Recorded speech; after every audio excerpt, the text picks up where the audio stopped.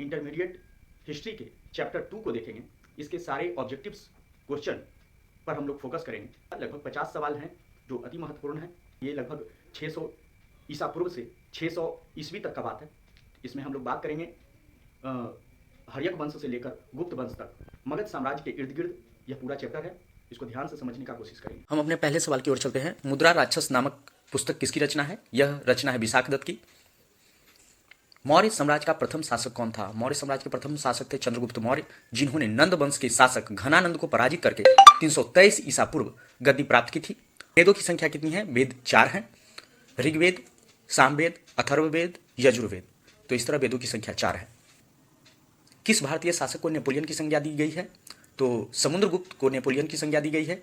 समुद्रगुप्त ने नेपोलियन की तरह, जैसे नेपोलियन ने फ्रांस में समानता का सिद्धांत लागू किया, वंशागत परंपरा को समाप्त किया, उसी प्रकार काफ़ी विकसित किया था फ्रांस को, उसी प्रकार समुद्रगुप्त ने भी मगध साम्राज्य को विकसित किया।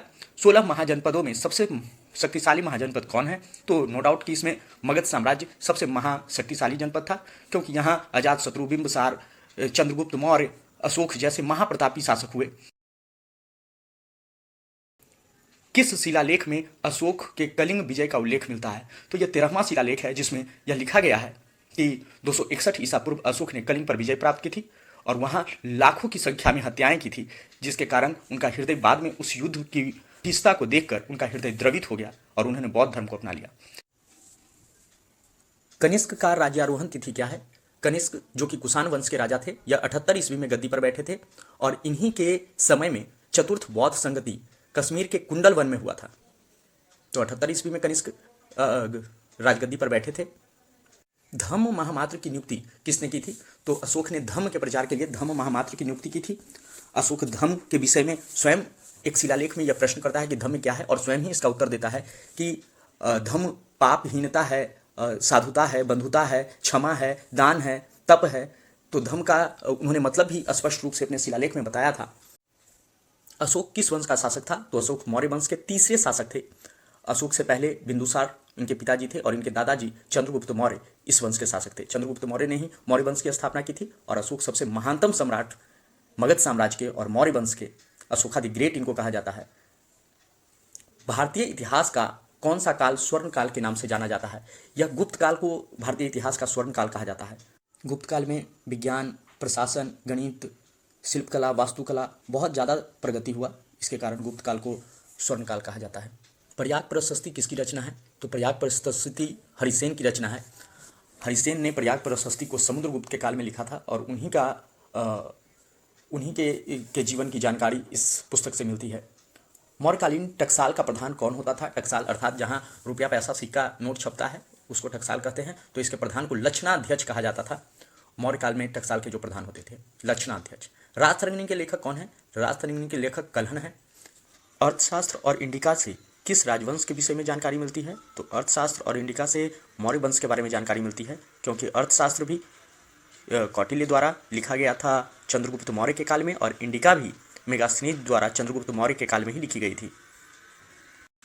अर्थशास्त्र की रचना कब हुई? तो ये 4वीं शताब्दी ईसा पूर्व में इसकी रचना हुई थी, चंद्रगुप्त के काल में। पतंजलि के महाभाष्य से हमें जानकारी मिलती है। पतंजलि के महाभाष्य से हमें प्राक मौर्य काल के बारे में हमको इससे जानकारी मिलती है। अर्थशास्त्र के लेखक कौन थे? तो अर्थशास्त्र के लेखक नो डाउट कौटिल्य थे, चाणक्य थे, जो चंद्रगुप्त मौर्य के गुरु भी रह चुके हैं। बिंबिसार का संबंध किस वंश से है? बिंबिसार का संबंध हर्यक वंश से है। हर्यक वंश के संस्थापक थे बिंबिसार। हर्यक वंश को स्थापित करने वाले बिंबिसार थे। इन्होंने अपनी राजधानी राजगृह, उस समय उसका नाम वज्रगृह था, तो वज्रगृह बसाया था। आज राजगीर के नाम से जाना जाता है इसे। 80,000 गाँव को जीत कर इन्होंने मौर्य वंश की स्थापना की थी। बज्जी को सामाजिक ग्रंथों में क्या कहा गया है? बज्जी जो वैशाली जिला में अभी पड़ता है, तो इसे गणसंघ कहा जाता है। उधर बहुत सारे छोटे छोटे राज्य मिलाकर एक गणसंघ बनाया था जिसका नाम था बज्जी। बज्जी को सबसे पहले फूट डालकर पराजित किया था अजातशत्रु ने, जो हर्यक वंश के दूसरे राजा थे, बिंबिसार के पुत्र थे। और इस युद्ध में उन्होंने बज्जी में पहले फूट डालने का प्रयास किया और उसके बाद उस पर अपना आधिपत्य स्थापित किया। जनपद शब्द का शाब्दिक अर्थ क्या है? जहाँ लोग मवेशी रखते थे और अपना घर बनाते थे, उसे ही पंचचिन्ह वाले सिक्के बने होते थे। पंचचिन्ह वाले सिक्के चांदी और तांबे के बनाए जाते थे। तो इसका डी विकल्प होगा, चांदी और तांबे दोनों के बनाए जाते थे। अशोक द्वारा प्रचारित बौद्ध धर्म कहाँ प्रचलित नहीं हुआ?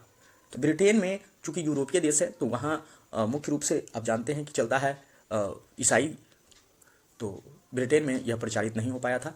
पाटलिपुत्र नगर की स्थापना किसने की थी? तो पाटलिपुत्र नगर की स्थापना हर्यक वंश के उदयन द्वारा किया गया था। ये अजातशत्रु के पुत्र थे उदयन। प्रसिद्ध ग्रंथ इंडिका की रचना किसने की थी? ये मेगास्थनीज ने की थी। मेगास्थनीज चंद्रगुप्त मौर्य के दरबार में रहते थे। ये यूनान से आए थे, सेल्यूकस निकेटर के राजदूत थे और भारत में रहे थे 305 ईसा पूर्व से 298 ईसा पूर्व तक। तो उसी समय इन्होंने इसकी रचना की थी। प्राचीन भारत में धम्म की शुरुआत किसने की थी? तो धम्म की शुरुआत करने वाले कुछ देर पहले ही हम बात किए थे, अशोक थे। कलिंग युद्ध कब हुआ था? कुछ देर पहले इस पर हम चर्चा किए थे। कलिंग युद्ध 261 ईसा पूर्व में हुआ था, मगध साम्राज्य और कलिंग के बीच में।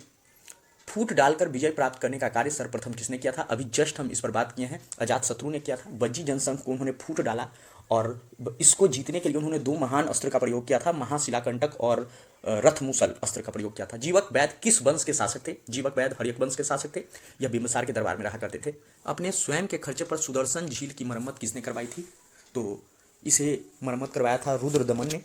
पाटलिपुत्र नगर की स्थापना उदयन ने किस नदी के संगम पर की थी? उस समय पाटलिपुत्र नगर के बगल में जब उन्होंने स्थापित किया था तो गंगा, सोन और पुनपुन तीनों का संगम था, तो यहीं पर उन्होंने स्थापित किया था व्यापारिक दृष्टिकोण से। समस्त भारत ही नहीं, एशिया एवं यूरोप में सर्वप्रथम हुनों को परास्त करने का श्रेय किस शासक को जाता है? तो ये स्कंदगुप्त थे।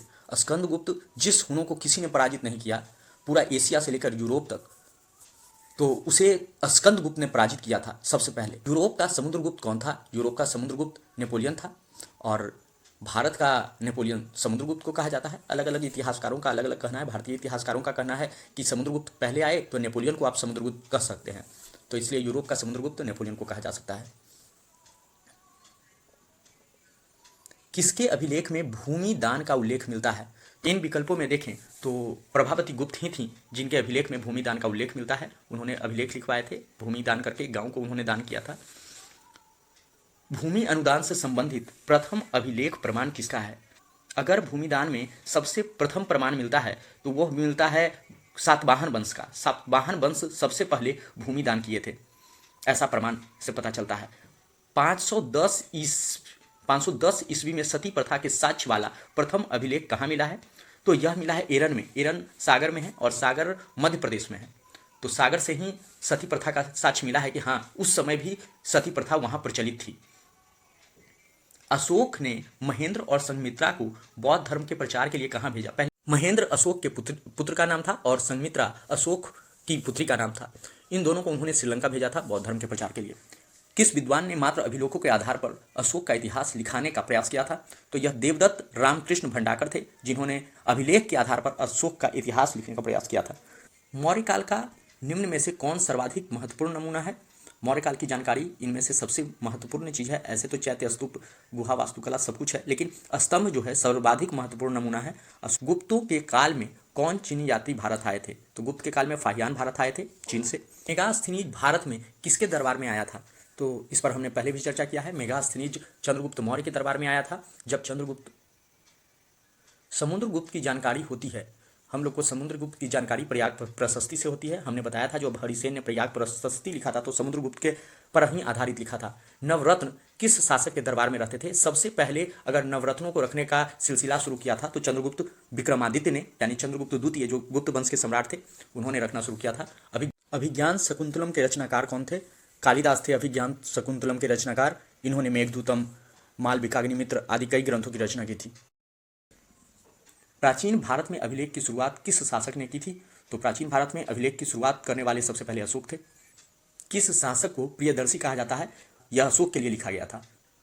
मेगास्थनीज ने अपने यात्रा वृत्तांत में भारत के समाज को कितने वर्गों में विभाजित किया था? तो उन्होंने 7 वर्गों में भारतीय समाज को विभाजित किया था। मेगास्थनीज जो यूनान के यात्री थे और चंद्रगुप्त मौर्य के दरबार में रहे थे। एलोरा में कैलाश मंदिर किस राजवंश ने निर्मित करवाया था? तो हमारा विकल्प डी है, राष्ट्रकूट राजाओं ने था। पुराणों की संख्या कितनी है? पुराणों की संख्या 18 है। तक्षशिला विश्वविद्यालय कहाँ स्थित है? तक्षशिला विश्वविद्यालय वर्तमान में पाकिस्तान चला गया, ये पाकिस्तान में स्थित है। धर्म की शुरुआत किसने की? आप सबको पता हो गया अब इतने देर में कि धर्म की शुरुआत करने वाले अशोक थे।